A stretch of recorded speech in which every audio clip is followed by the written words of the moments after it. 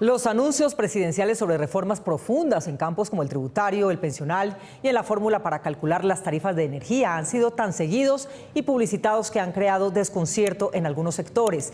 ¿El estilo del mandatario Gustavo Petro es bueno o malo? Responde un profesor experto en comunicaciones políticas. Mientras el contenido de una sola reforma tributaria del gobierno Duque produjo un estallido social, el actual mandatario Gustavo Petro ha hecho múltiples anuncios económicos sin que hasta el momento la gente muestre su inconformismo en las calles. Reforma tributaria, reforma pensional, reforma rural, reforma a la salud y aumento del precio de la gasolina. Gustavo Petro está intentando capitalizar el saldo en la opinión pública que está lleno de ceros en su cuenta bancaria de la opinión. ¿Esto qué significa? Que gracias a su favorabilidad, gracias a que la gente hoy corresponde a ese cambio prometido en campaña, él quiere introducir todas las reformas posibles de gran calado. Para el consultor político y profesor del externado, Carlos Arias, anunciar tantas reformas al tiempo, aunque haga parte de la estrategia política, podría debilitar algunas durante el trámite en el legislativo.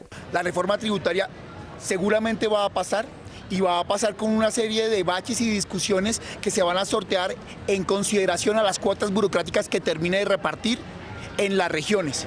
El ajuste de cuentas o el ajuste de cargas se da en el Plan Nacional de Desarrollo. Las reformas económicas como la pensional son tan de alto contenido técnico que aunque los colombianos cada vez estén más interesados en este tema, puede abrirse una puerta a la desinformación. El Centro Democrático o las fuerzas de oposición al gobierno tienen una oportunidad para capitalizar un ejercicio de desinformación y de vacío en el que hoy Gustavo Petro no ha logrado comunicarse claramente. Para el analista, la iniciativa de darle recursos a los jóvenes busca no solo sacarlos de la ilegalidad, sino mantenerlos fuera de las protestas, pero esto no es seguro que pueda cumplirse.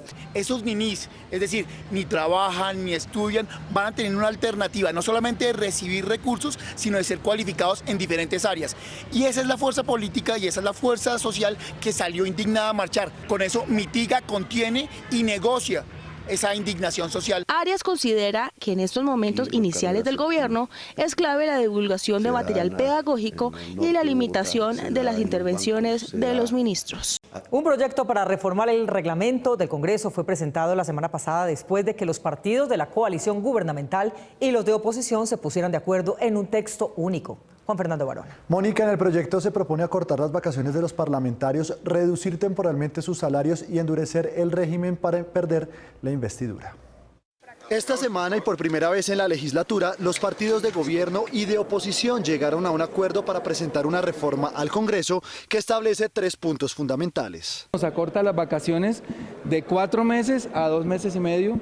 El segundo nos recorta el salario temporalmente en el 20%, amplía a 1 año las 6 fallas que se necesitan para perder la investidura y también incluye las fallas en comisiones. Según los congresistas, para que en esta oportunidad se pueda aprobar la reducción de sus salarios de manera inmediata, la propuesta consiste en que se adicione un artículo en la reforma tributaria para que se aumente la tasa tributaria de las rentas laborales de los congresistas. Una disposición transitoria para gravar en un 40% los salarios de los congresistas en la reforma tributaria. Aunque el proyecto fue radicado con el aval de partidos de gobierno y de oposición, algunas bancadas se adjudicaron el texto como propio. Yo creo que este es un gran triunfo para el Centro Democrático porque después de muchos intentos de buscar una fórmula real para bajar los salarios de manera inmediata para los congresistas, queda prevaleciendo la idea del impuesto sobre el salario de los congresistas, idea que sacó el Centro Democrático. Sin embargo, para el senador del Pacto Histórico, Gustavo Bolívar, más que un triunfo de algún partido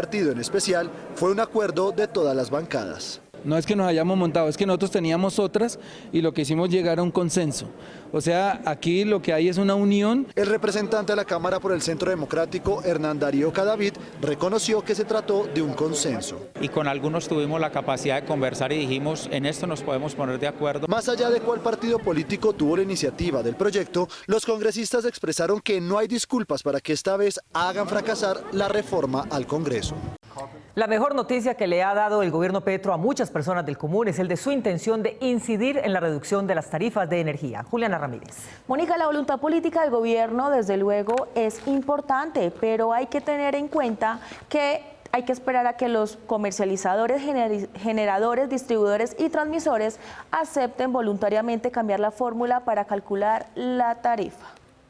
Después de que el presidente Petro dijera que su gobierno intervendría en la Comisión Reguladora de Energía y Gas CREG, esta entidad y las empresas del sector se pusieron de acuerdo con medidas para bajar las tarifas de energía que a nivel nacional crecieron en solo un año 25% y que en la costa caribe superan el 40%. Aún es incierto cuánto será la reducción. Antes de finalizar el año, los colombianos y las colombianas van a ver una reducción en sus tarifas y nosotros, en cabeza del Ministerio de Minas y Energía, vamos a ser garantes de que los acuerdos bilaterales entre las empresas generadoras y comercializadoras se cumplen. Para fijar la tarifa de energía se tienen en cuenta 6 factores: generación, transmisión, distribución, comercialización, pérdidas reconocidas y restricciones. Las medidas trazadas en 3 resoluciones técnicas de la CREG se concentran en impactar algunos de estos factores, que pueden contribuir notablemente a mejorar y a trazar un rumbo de cambio fundamental frente al manejo de un mercado eléctrico en Colombia que ha funcionado, evidentemente con errores, con fallas propias de un mercado, pero que ha funcionado. La primera resolución busca reducir el precio que nosotros pagamos en la factura por el transporte de la energía desde el lugar donde se genera hasta finalmente el lugar donde se consume por el usuario. Esos son los cargos regulados que define la CREG.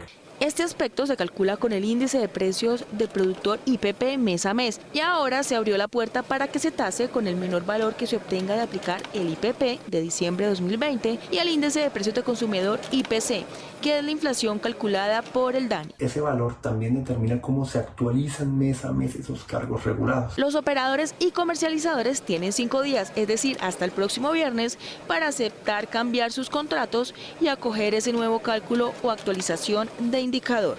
El mismo lapso tienen los transmisores y distribuidores para decidir si aceptan los cambios regulados a través de esa nueva fórmula. Además, de manera voluntaria, los comercializadores, que son los que recaudan el dinero de las tarifas, pueden diferir al menos 20% de las obligaciones desde septiembre a diciembre de 2022 con los generadores, transmisores y distribuidores, cuyo periodo para pagar los dineros diferidos es de 18 meses. También se acordó que se determinará el porcentaje de variación de la opción tarifaria para el primer mes después de expedida la resolución y luego de ese primer mes se definirá la tasa de crecimiento de la opción tarifaria, que antes no podía ser inferior a 0,6% en un valor igual a 0 o menor.